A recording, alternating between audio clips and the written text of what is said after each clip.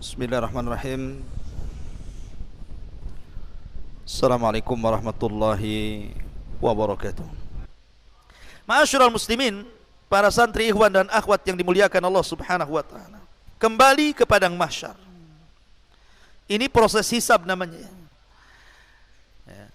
Jadi kondisi padang mahsyar itu, manusia akan dibangkitkan di padang mahsyar. Padang mahsyar ini, ikhwan, adalah padang yang sangat luas. Ketika manusia berdiri di padang mahsyar, apa yang terjadi? Matahari dan bulan itu yang disatukan oleh Allah akan diletakkan di atas kepala. Makanya saat kiamat yang tidak jatuh itu cuma matahari dan bulan. Semua bintang dan planet berjatuhan dan bertubrukan, dihancurkan, kecuali matahari dan bulan. Karena Allah mengatakan wajumi asyamsu wal qamar. Maka Allah akan kumpulkan matahari dan bulan jadi satu. Tidak dihancurkan. Karena akan dibawa kepada padang mahsyar dan akan diletakkan 1 mil di atas kepala. Disitulah keringat bercucuran. Saking banyaknya keringat, ada yang tenggelam 1 betis, ada yang tenggelam 1 pusar, ada yang tenggelam 1 dada, ada yang hampir tenggelam dengan kepala-kepalanya. Saking panasnya keringat terus bercucuran. Dan kondisi mereka tidak bisa duduk, tidak bisa baring. Mereka hanya bisa berdiri saja, tidak ada makanan, tidak ada minuman. Ketika itulah mereka bingung harus apa yang mereka lakukan. Sehingga mereka kemudian bertanya kepada orang-orang berakal di antara mereka, setiap kaumnya, setiap zamannya, setiap masanya, berkumpullah orang-orang yang berakal itu. Kemudian mereka mengatakan, kenapa kita tidak datang kepada Nuh alaihi salatu wassalam? Cobalah kita minta syafaat. Rupanya mereka datang ke Nuh dan mengatakan, Nuh, awalnya kepada Nabi Adam dulu. Cobalah kita datang kepada Nabi Adam. Dia kan bapak kita, boleh jadi dia bisa menolong kita. Akhirnya datang dulu pertama kali ke Nabi Adam dan mengatakan, ya Adam, engkau bapak kami. Allah ciptakan dengan kedua tangannya, Allah tiupkan rohnya langsung kepadamu. Malaikat sujud semua kepadamu. Tolonglah, lihat kami. Kami ini sudah kepanasan, lelah, letih. Minta kepada Allah agar engkau perantara syafaat bagi kami. Tapi Adam mengatakan, tidak bisa. Aku pernah berbuat salah. Gara-gara makan buah larangan, aku diusir dari sorga. Kau pergi kalian ke Nuh sana. Boleh jadi Nuh bisa menolong kalian. Nafsi, kata Adam. Urus diri kalian, urus diri kalian. Datanglah ke Nuh. Nuh, kamu ini Rasul yang pertama. Nuh, kamu ini Rasul yang pertama, tolonglah, lihat kondisi kami. Ya.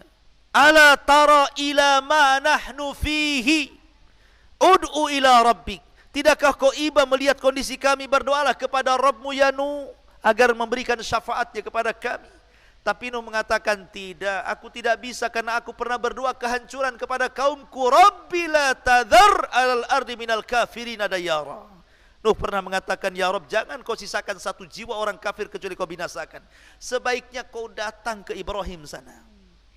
Datang manusia ke Ibrahim alaihi salatu wassalam, abul anbiya. Ya Ibrahim, lihat kondisi kami. Berdoalah kepada Allah agar Allah memberikan syafaat kepada kami. Kata Ibrahim, aku tidak bisa, karena aku pernah berdusta 3 kali dusta. Pertama saat hijrah dengan Sarah ke Mesir. Dia katakan kepada Sarah, hei Sarah, jangan katakan kepada para prajurit raja, kalau kau istriku, katakan kau saudariku. Ini bohong yang pertama. Bohong yang kedua, ketika menghancurkan patung-patungnya, kemudian diletakkan di palunya di patung yang besar, ditanya Namrud, engkau yang melakukan ini wahai Ibrahim? Kata Ibrahim, enggak, yang melakukan itu yang paling besar. Bohong yang kedua. Bohong yang ketiga, Ibrahim diajak pesta oleh ayahnya ke pesta Namrud. Tapi Ibrahim tidak mau, sehingga dia mengatakan, ini sakim, aku lagi sakit, padahal tidak sakit. Maka itu bohong ketiga. Aku pernah bohong 3 kali. Sebaiknya kau datang kepada Musa. Datanglah manusia ke Musa, ya Musa, tolonglah kami, berdoalah kepada Rabbmu. Tidakkah kau melihat, tidak kau iba, macam-macam. Kata Musa, aku tidak bisa, karena aku pernah membunuh masalahnya, walaupun tanpa sengaja. Ketika ada 2 orang anak muda, satu dari Bani Israel, satu dari kaum Fir'aun berkelahi, Kemudian anak muda dari Bani Israel mengatakan, "Ya Musa, ungsurni, tolong aku." Maka Musa pun menolong anak muda Bani Israel. Diserang sama kaum Kipti, ditangkis sama Musa. Tangkisannya membuat orang itu mati. Baru nangkis sudah mati. Bagaimana kalau nyerang tuh? Ya. Artinya Musa membunuh tidak sengaja. Aku tidak bisa pernah membunuh orang. Lebih baik datang kepada Isa. Datang semua kepada Isa.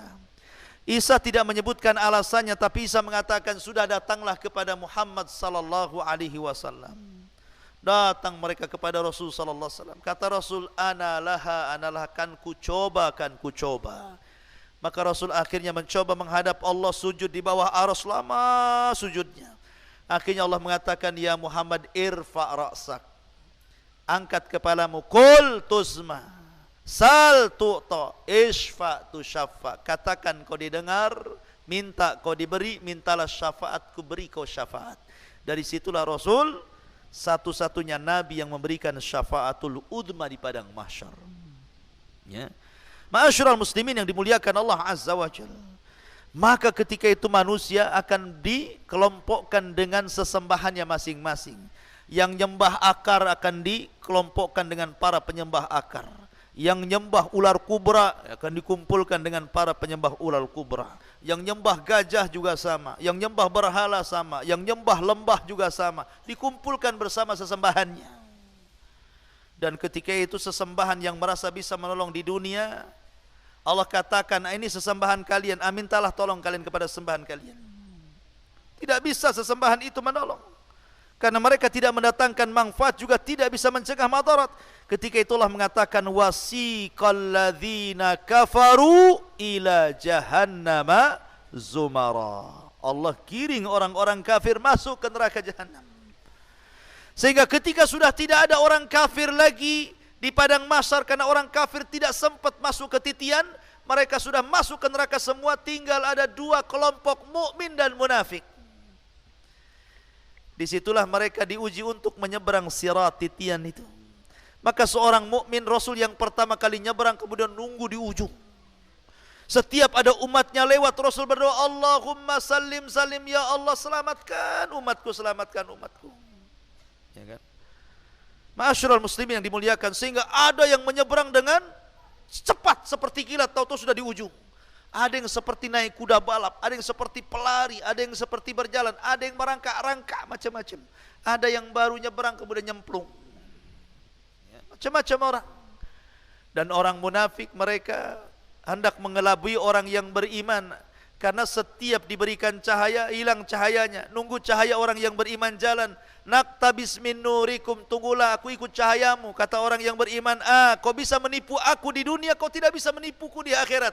Cari cahayamu di belakang, katanya. Akhirnya orang munafik ke belakang, rupanya dilihat cahaya, zahirnya rupanya azab di belakangnya, naudzubillah. Ya, zahirnya rahmat, tetapi belakangnya min kibalihil azab. Ya, itulah orang-orang munafik. Tapi sebelumnya di padang mahsyar itu, setiap para nabi diberikan telaga. Dan Nabi SAW, telaga yang diberikan adalah telaga yang terpancar dari Al-Kautsar, telaga yang di sorga, telaga Rasul paling luas sendiri di padang mahsyar itu. Di mana gelasnya sejumlah bintang yang ada di langit. Jangan takut gak dapat gelas. Setiap yang minum tidak akan haus selamanya walaupun satu teguk. Lebih putih dibandingkan susu, lebih manis dibandingkan madu. Sekali teguk tidak akan haus selamanya. Dan jumlah gelasnya sejumlah bintang yang ada di langitan. Maka setiap yang masuk di situ, yang pertama kali masuk meminum dari telaga siapa? Orang Yaman, orang-orang Ansor. Mereka yang pertama kali minum. Kemudian disusul dengan Muhajirin, kemudian disusul dengan yang lainnya, sampai yang terakhir ada satu kelompok mau minum, tiba-tiba diusir. Kau jangan minum di sini. Maka Nabi melihat ada umat yang diusir, tidak tega dan mengatakan, ya Rabbi ummati ummati, ya Rabb, itu kan umatku, biarlah mereka minum dari telagaku. Tapi Allah mengatakan, ya Muhammad, innaka la tadri ma ahdatsu ba'daka, innahum ghayyaru wa baddalu. Muhammad, kau tidak tahu apa yang terjadi dengan mereka setelah sepeninggalmu. Mereka mengganti-ganti sunnahmu dan mereka lari dari petunjukmu. Makanya kata para ulama, orang yang tidak akan minum dari telaga, pertama orang murtad, gak akan minum dari telaga Rasul. Yang kedua, Orang munafik tidak akan minum dari telaga Rasul. Yang ketiga, orang yang menyimpang dari sunnah Rasul, ahlul bid'ah wal ahwa. Kemudian yang tidak akan minum, orang yang gemar melakukan dosa besar. Mereka tidak akan minum dari telaga Nabi sallallahu alaihi wasallam.